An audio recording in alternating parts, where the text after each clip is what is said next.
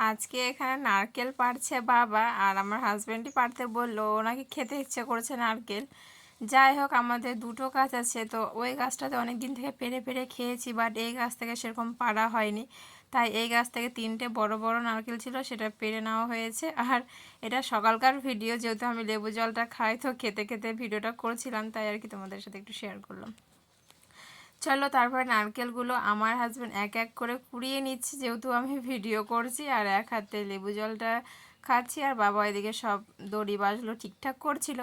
তো ও নিয়ে আসলো, আর বাবা বললো যে আমি এই মুখগুলোকে কেটে দিই, তাহলে পরে খেতে সুবিধা হবে। কিন্তু যখন কাটছিল ভেবেছিল যে ডাব হবে হয়তো, আর দেখেও মনে হচ্ছে যে ডাব, বাট এগুলো নারকেল হয়ে গেছিলো পুরো। আর এই গাছের নারকেলটা মানে অতটা ভালো খেতে লাগে না, জলটাও মিষ্টি হয় না, অথচ ভেতরে যে নারকেলটা সেটাও মিষ্টি হয় না, মানে অন্যরকম।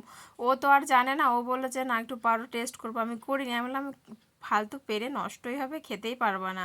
যাই হোক, জলটা ওকে বললাম, তো এক ঘোট নিয়েছে আর বললো যে আমি খাবো না। যাই হোক, পুরোটা আমি খেয়ে নিলাম, আর নারকেলটা ও ছাড়াচ্ছিল। ছাড়ানোর পরে যখন ও এক বাইট নিল, বললো আমি আর খাবো না এই গাছে নারকেল কোনোদিনও। আমি বললাম তোমাকে তো আমি প্রথমেই বললাম যে এই গাছে নারকেলটা একদমই ভালো না, তুমি শুনলে না, কি করার আছে, বসে বসে আমাকেই খেতে হবে, জিনিসটা নষ্ট করা যাবে না।